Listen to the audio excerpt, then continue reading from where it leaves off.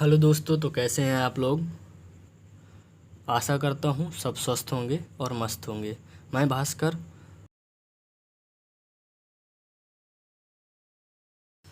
हम SSC MTS में पूछे जाने वाले कुछ क्वेश्चनों डिस्कस करेंगे। आज हम एमटीएस 16/9/2017 शिफ्ट फर्स्ट में पूछे गए प्रीवियस ईयर क्वेश्चनों को डिस्कस करेंगे।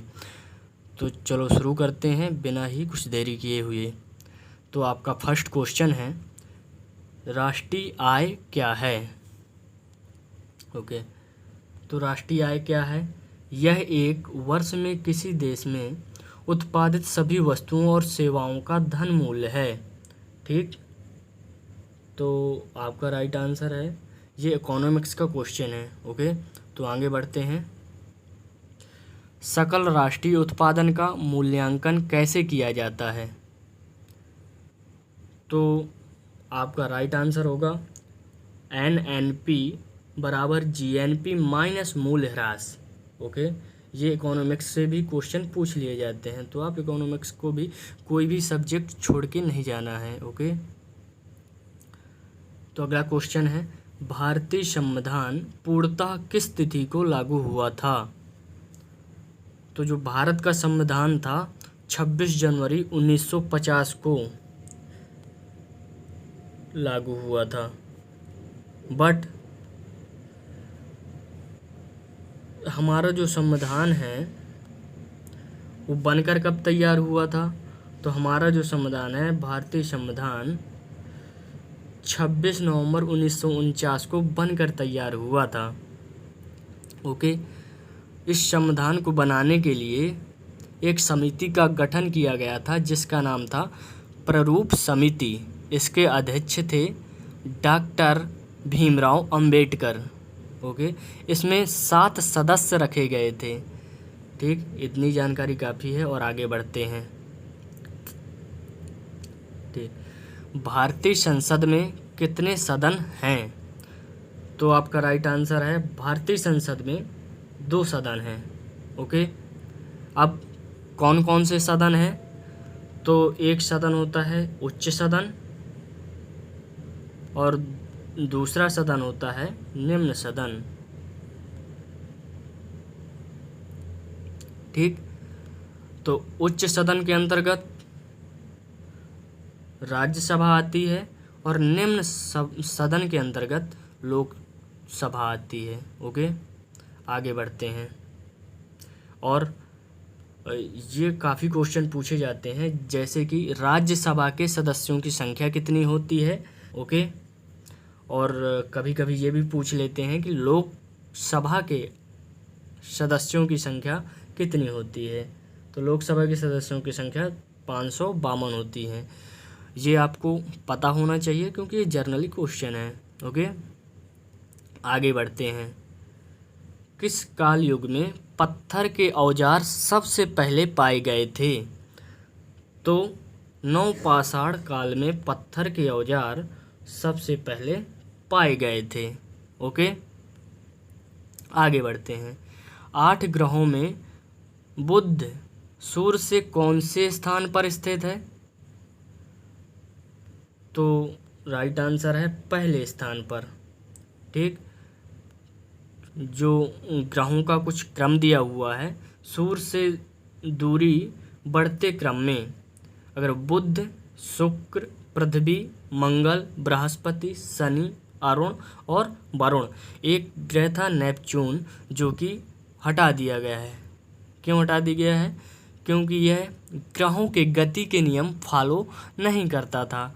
तो आपको हम दिखाते हैं ग्रहों के क्रम, एक पिक्चर दिखाते हैं। तो ये है, तो आप पिक्चर के थ्रू देख सकते हैं कि ग्रहों के क्रम। तो पहले मरकरी, वीनस, अर्थ, मार्स, जुपिटर, स्ट्रेनम, यूरेनस, नेपच्यून और प्लूटो। ओके, चलते हैं अगले क्वेश्चन की ओर। पिक्चर के थ्रू देखा ग्रहों के क्रम। अब बढ़ते हैं अगले क्वेश्चन में। पुर्तगालियों द्वारा कालीकट से ले जाए जाने वाले कालीकट के सूती कपड़े यूरोप में आमतौर पर क्या कहलाते थे? तो कैलिको कहलाते थे। ओके, मतलब ये है कि जो पुर्तगाली लोग थे, भारत के कालीकट से जो सूती वस्त्र ले जाते थे वो पुर्तगाल में क्या कहे जाते थे? तो आपका राइट आंसर होगा कैलिको कहे जाते थे। ओके, आगे बढ़ते हैं। कर्क रेखा तथा मकर रेखा के बीच का क्षेत्र क्या है? तो कर्क रेखा और मकर रेखा के बीच के क्षेत्र को उष्ण कटिबंध कहा जाता है। ओके, तो राइट आंसर होगा उष्ण कटिबंध। आगे बढ़ते हैं। कौन से विटामिन की कमी के कारण रक्त का थक्का नहीं जमता? तो विटामिन के की कमी के कारण रक्त का थक्का नहीं जमता है। ओके, आगे बढ़ते हैं। मानव की पसलियाँ किसके साथ जुड़ी होती हैं? तो मानव की जो पसलियाँ होती हैं स्टर्नम के साथ जुड़ी होती हैं। तो राइट आंसर होगा स्टर्नम। अब आपको हम पिक्चर के थ्रू स्टर्नम को दिखाएंगे।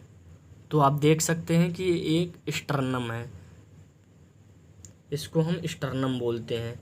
इसके सहायता से जो हमारी पसलियाँ होती हैं ये जुड़ी होती हैं, स्टर्नम से जुड़ी होती हैं। ओके, तो आपने पिक्चर के थ्रू देखा और आगे बढ़ते हैं। फिर चलते हैं नेक्स्ट क्वेश्चन में। वेबसाइट का पहला पृष्ठ क्या कहलाता है? तो वेबसाइट का पहला पृष्ठ होम पेज कहलाता है। ओके, आगे बढ़ते हैं।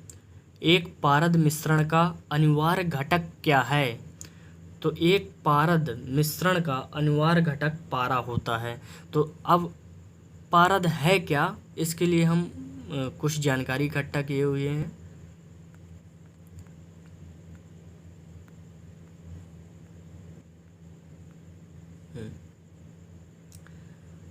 तो पारद का मतलब होता है जब पारा किसी धातु से मिलकर मिश्र धातु बनाता है तो उसे पारद धातु अथवा अमलगम कहते हैं।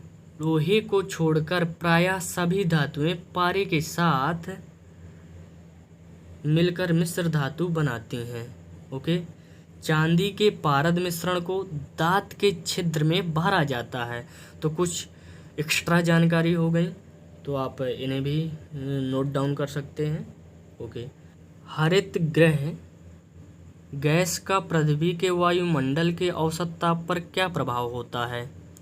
तो हरित गृह का मतलब होता है ग्रीन हाउस गैस।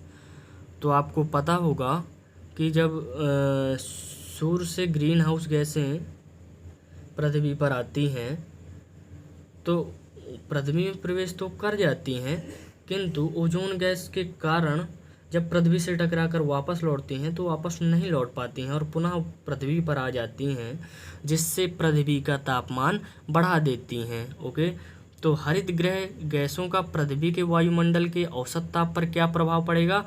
तो आपका राइट आंसर होगा ताप बढ़ता है। ओके, आगे चलते हैं। बैरोमीटर के आविष्कारक कौन हैं? तो बैरोमीटर के आविष्कारक ई टोरिसेली हैं।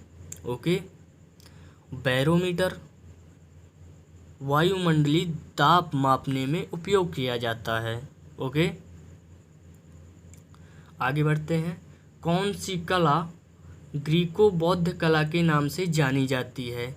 तो गंधार कला ग्रीको बौद्ध कला के नाम से जानी जाती है। आपने यदि चंद्रगुप्त मौर्य देखी होगी तो कहीं ना कहीं आप गंधार शब्द सुना होगा। ओके, आगे बढ़ते हैं। A band in the river नामक पुस्तक के लेखक कौन हैं? तो B.S. नायपाल। ओके, भारत का कौन सा पड़ोसी देश वर्मा के नाम से जाना जाता है? तो म्यांमार।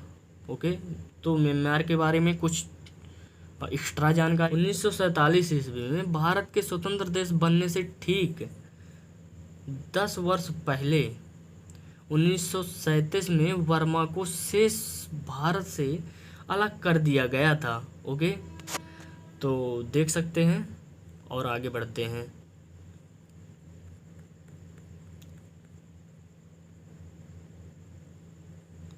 तो आज का सेशन यहीं समाप्त करते हैं और अगला वीडियो अब आपको कल मिलेगा। MTS 16/9/2017 थर्ड शिफ्ट में पूछे गए क्वेश्चनों का डिस्कशन करेंगे। ओके।